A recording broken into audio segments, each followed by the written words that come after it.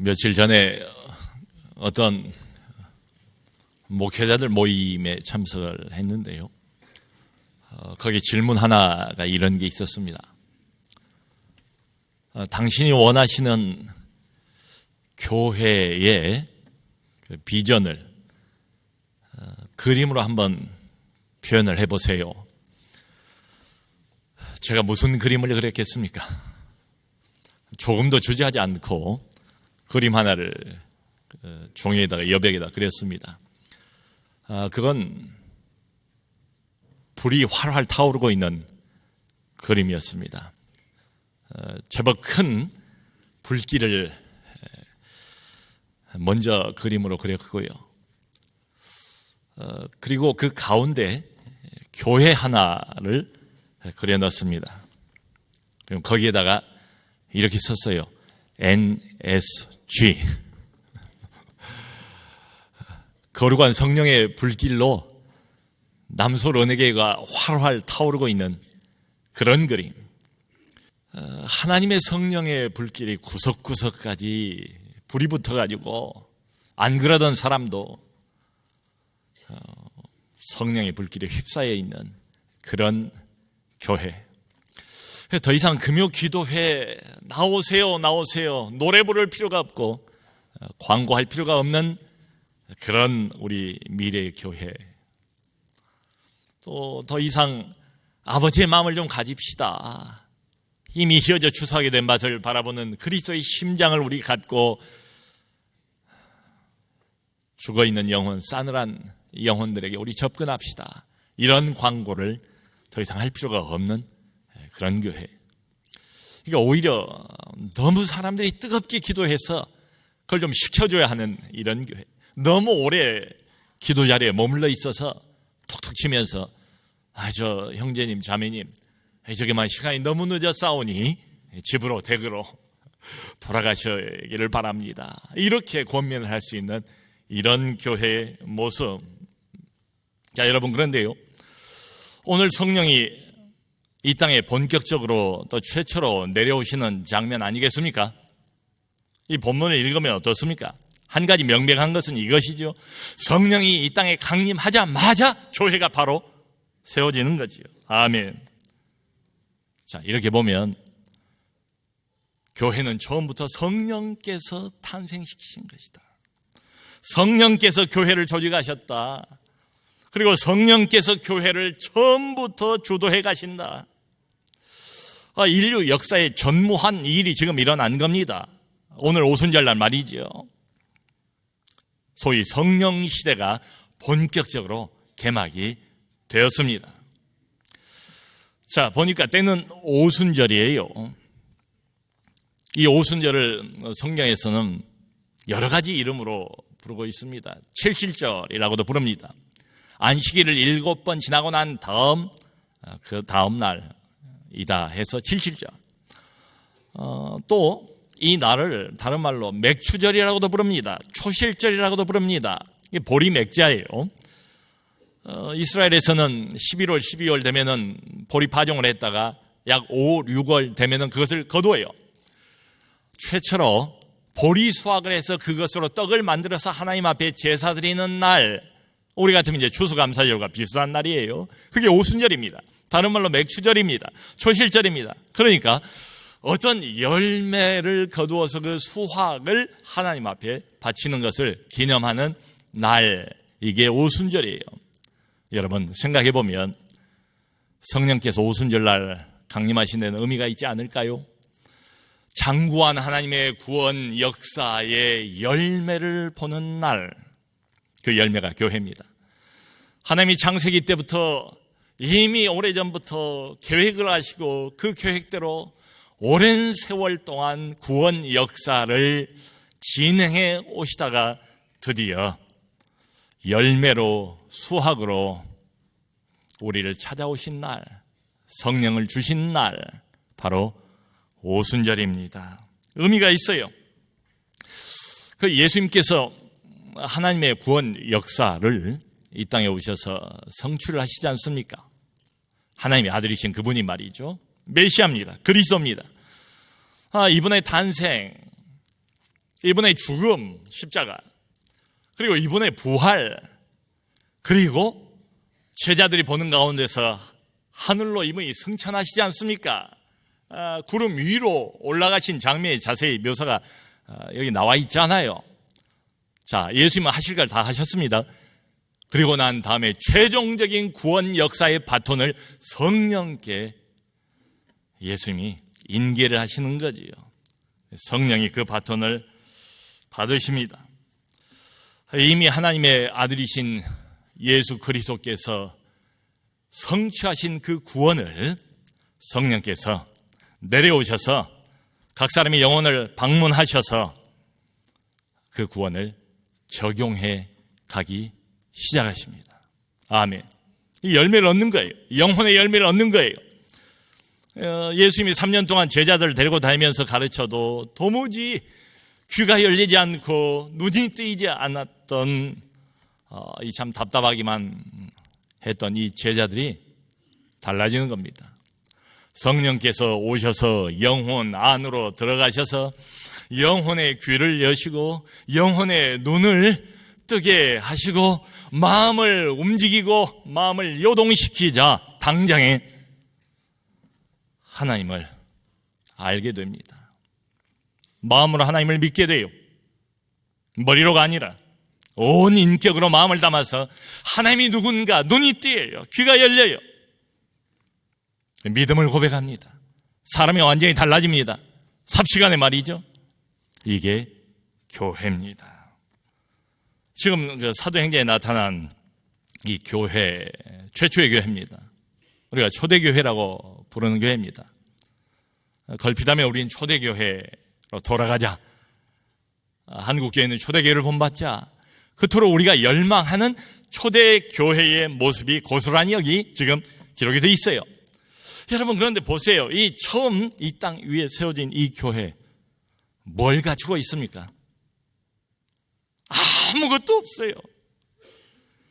이 교회가 이렇게 아름답게 성가를 불러주는 성가대가 조직되어 있습니까? 아니면은 우리처럼 이렇게 음향 장비, 영상 장비, 현대 장비를 가지고 있습니까? 더우면은 에어컨, 추우면은 히팅이 나오는 그런 건물을 가지고 있습니까? 교회 건물도 가정에서 모였으니까 건물이라는 개념이 없어요. 이때만 해도. 아무것도 갖추지 않은 교회.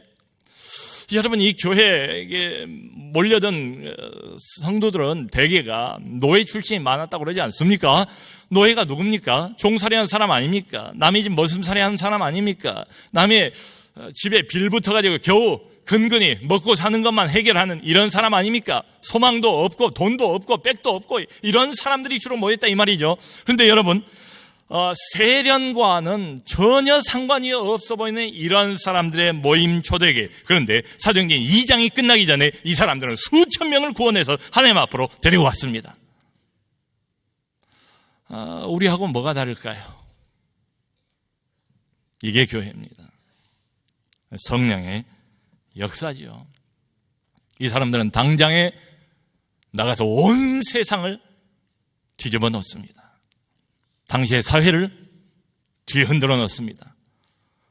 너무 영향력이 커지니까 그런 말도 하잖아요. 이 사람들은 연병이라.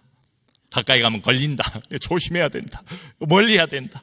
그런 면에서 두려움까지를 끼칠 정도로 영향력을 가지고 있었다. 이 말이죠. 우리와 뭐가 다릅니까? 성령의 역사죠.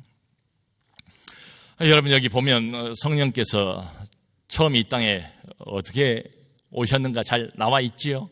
성령이 호련히 임했대요.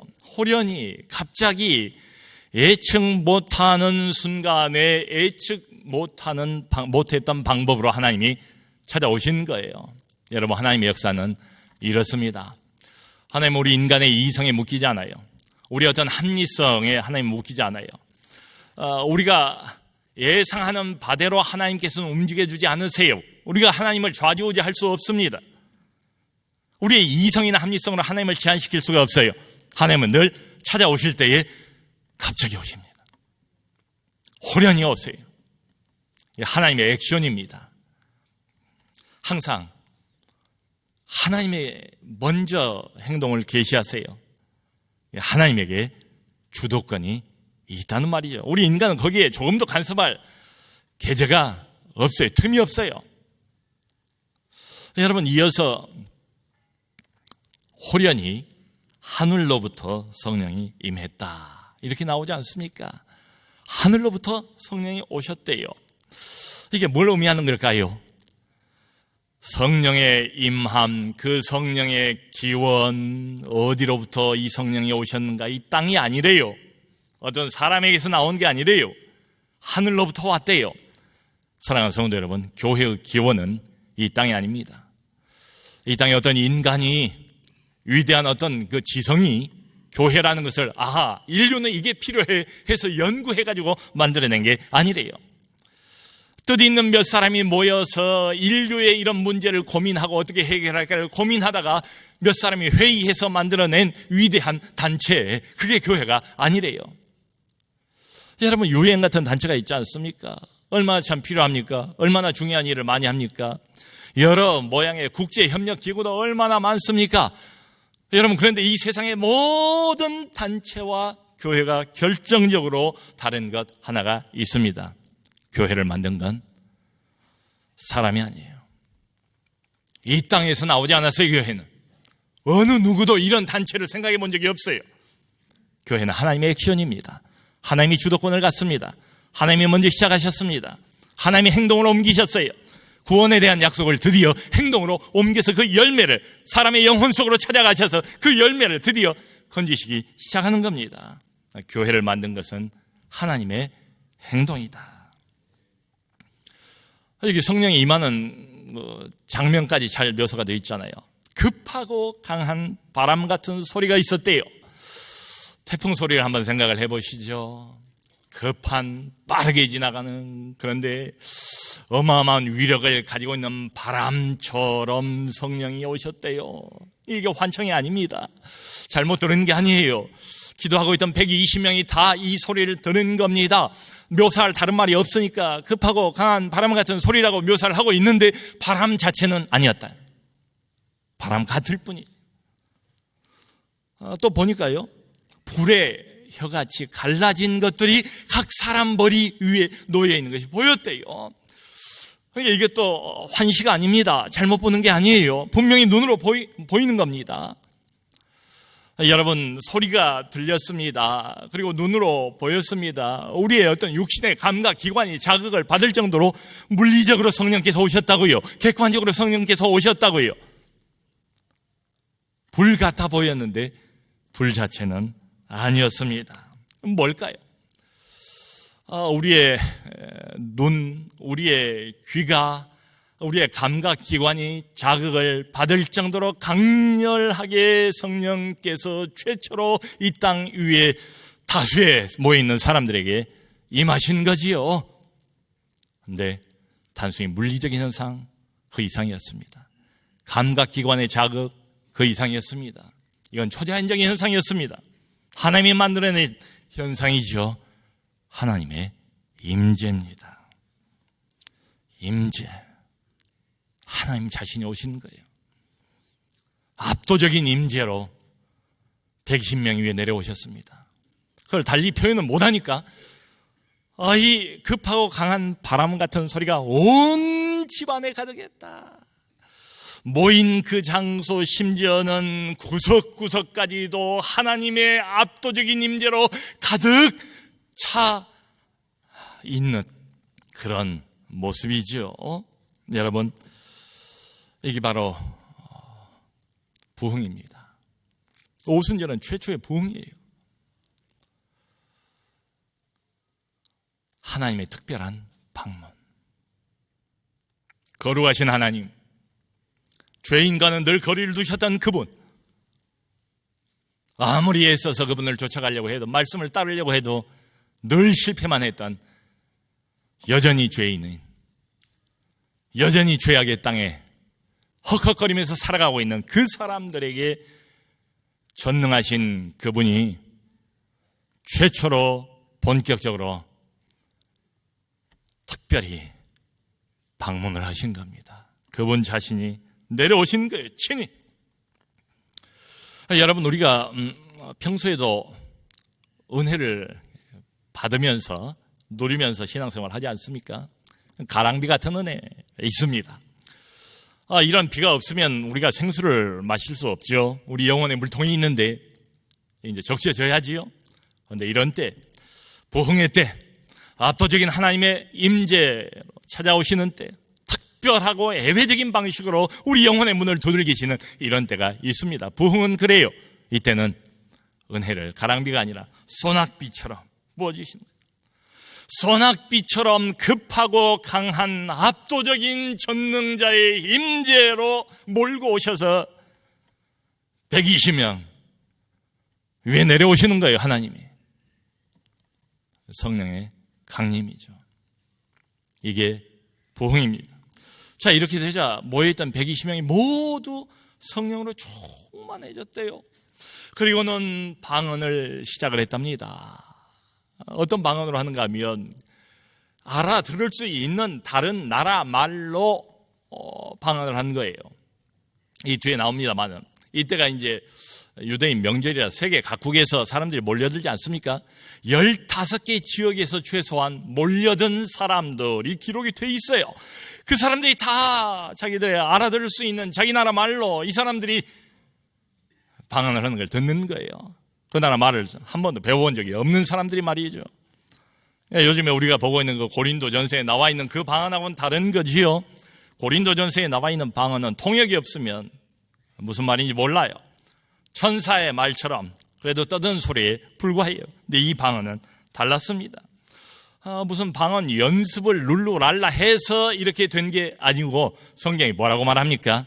성령이 말하게 하심을 따라 성령의 강권하심에 못 이겨서 성령이 120명 한 사람 한 사람의 인격을 완전히 통째로 지배하고 사로잡아 버리자 그들의 마음이 사로잡히고 그들의 감정이 사로잡히고 그들의 생각이 사로잡히고 그들의 의지가 사로잡히고 결국은 그들의 언어 기관인 입술과 혀까지 성령께서 통제하고 지휘하시는 장면입니다.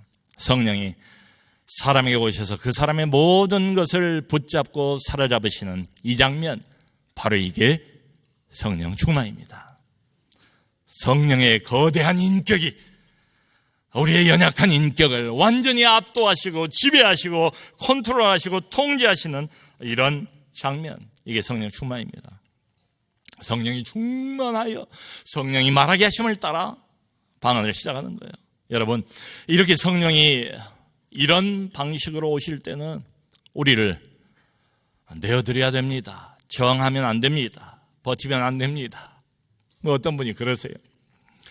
어디 가서 열심히 막 간절히 기도를 하다가 보니까 자기도 모르는 사이에 마음이 뜨거워지면서 자기도 모르는 사이에 혀가 막 꼬이면서 그 전에 들었던 방언 같은 것이 막 튀어나오려고 하길래 얼른 입술을 막았대요. 겁이 나가지고. 제가 그랬어요. 아이고 아깝다. 근데 뭐래도요.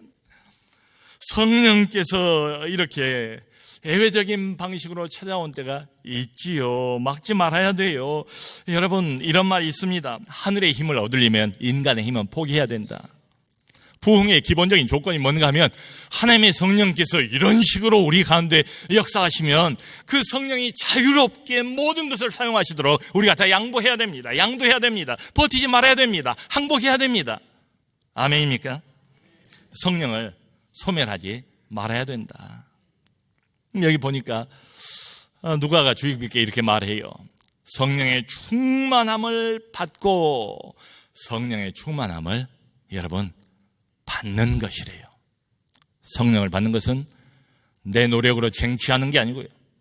성령이 임하는 것은 내가 열심히 노력하고 애쓰고 밀고 나가면 획득할 수 있는 게 아니래요. 성령의 충만함은 받는 거래요. 하나님이 주셔야 받죠. 어떻게 인간이 받습니까? 근데 분명한 건 이거예요. 이 성령의 능력을 받지 않으면 신앙생활은 불가능합니다. 죄를 이기는 건 불가능합니다. 내 육신을 이기는 것도 불가능합니다. 전도하는 것도 불가능합니다. 신앙생활 수십 년 해도 상관없어요. 우리의 직분이 무엇든지 전혀 해당되지 않습니다. 성령의 도우심과 이분의 능력을 힘입지 않으면 신앙생활은 애초부터 불가능해요. 제가 참 안타깝게 생각하는 게 이런 분들이 교회에 많이 계신 것 같아요. 여러분, 우리가 구원은 뭘로 받지요? 구원은 은혜로 받는다고 다들 알고 있어요. 그게 기본이니까요. 그걸 다 고백해요. 그런데 구원은 은혜로 받아놓고 신앙생활은 자기 힘과 자기 노력으로 구약식으로 하려고 애를 쓰신 분들이 너무 많아요. 여러분, 노력이 필요 없다는 이야기 아니에요. 오해하지는 마세요. 구약은 어떤 종교입니까? 구약은 소위 율법의 종교죠. 율법의 종교의 핵심은 뭔가요? 구약은 맹세의 종교예요. 하나님의 명령이 있죠. 명령은 해라 하지 말라 아닙니까? 그러므로 하나님 내가 하겠습니다 하지 않겠습니다 결심을 하는 거지요. 그리고 그 결심을 지키려고 애쓰지요. 무던히 노력하지요. 그런데 가다가 보면 잘 지켜지나요? 2015년 1월 특별 새벽 기도회 때 이것저것 결심하지 않았습니까? 1년 이제 다 지나왔습니다. 잘 지켜지던가요? 마음 먹은 대로 결심한 대로 하나님의 명령이 잘 따라지던가요? 우린 반복해서 경험하지 않습니까? 가다가 스스로 깹니다. 그 결심을. 그러면 또 회개를 하지요. 다시 결심을 하지요. 해봅니다. 며칠은 가요.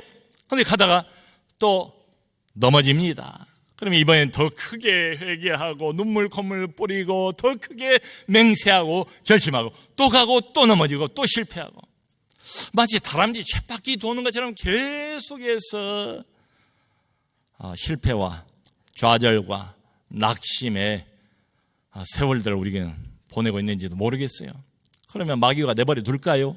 얼마나 좋아요. 먹잇감이죠. 가만히 찾아와서 우리 마음속에 손가락질을 하면서 양심에 대고 그렇게 말하지 않겠습니까?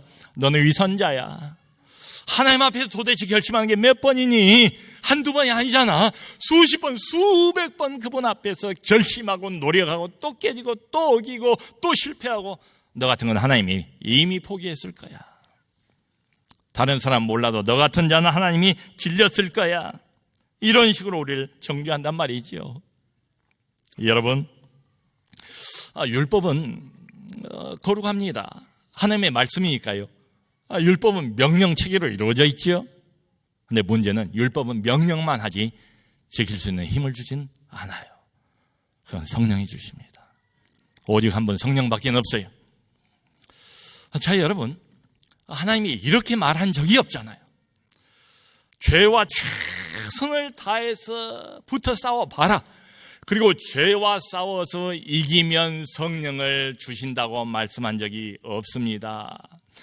결심하고 그 결심을 제대로 지키기 위해서 최선을 다하고 승리를 쟁취하면 그때 하늘에 충만한 것을 주시겠다고 말씀한 적이 없어요. 불가능합니다. 그러니까 예수님이 기다리라고 그러잖아요. 나가지 말라고 그러잖아요. 행동을 취하기 전에 반드시 이게 필요하다고 그러잖아요. 먼저 성경 보면 성령이 오셔야 그래야 교회가 탄생하고 먼저 성령이 우리 안에 오셔야 예수가 우리의 주되심을 알게 되고 고백하게 되지 않습니까? 누구든지 성령이 아니고는 예수를 주라고 부를 수 없느니라. 그러니까 처음에 애당초 이 특별한 이 집단 하나님의 울타리 안으로 들어오실 때 여러분 다 경험하지 않았습니까? 은혜로 구원을 받고 은혜로 부름을 받고 은혜로 하나님의 교회 울타리 안에 우리가 들어왔어요. 그런데 바울이 갈라디아 3장 보면 이렇게 도전을 해요. 너희가 은혜로 시작했다가 성령으로 시작했다가 이제는 육체로 마치겠느냐. 성령으로 예수를 고백하고 성령으로 믿음의 눈을 뜨고 성령으로 하나님 살아계신 것을 알게 되고 성령으로 출발을 해놓고 이제 와서는 중간 단계에서는 육체로 마치려고 하느냐. 여러분, 교회가 교회될 수 있는 유일한 방법, 신자가 신자 구실을 제대로 할 수 있는 딱 한 가지 성경이 우리에게 제안하고 있는 유일한 비결이라고 해도 좋습니다. 방법이라고 해도 좋습니다. 명칭이야 뭐라고 불러도 상관없습니다. 그건 성령의 능력입니다. 성령의 능력을 힘입어야, 성령의 감동, 감화가 먼저 내게 있어야 내 노력도 내 결심도 가능해지고, 그게 죄에 대한 승리, 육신에 대한 승리, 세상에 대한 승리로 열매 맺게 될 줄로 믿습니다. D.L. 무디가 이런 유명한 말을 했어요. 여기 문제가 있는 거예요. 우리는 새는 그릇과 같다. 저나 여러분들이나 조금만 방심하면 바가지는 바가지인데 자꾸 구멍이 뚫려가지고 새요. 어제 받았던 성령 오늘 보장을 못한다고요.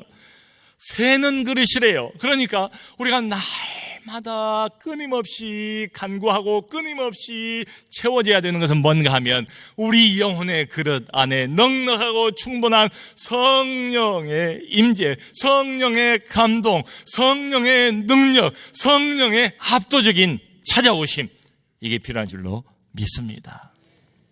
모쪼록 여러분, 한 번 충만으로 끝나지 마시고 매일 매 순간 하나님이여 하나님이여 잘 아시지 않습니까? 나는 너무나 연약한 그릇이오니 새는 그릇에 불과하오니 하나님의 성령이여 오늘도 나를 채워주옵소서. 내 영혼을 채워주옵소서. 나를 버리지 마시옵소서. 나를 외면하지 말아주옵소서.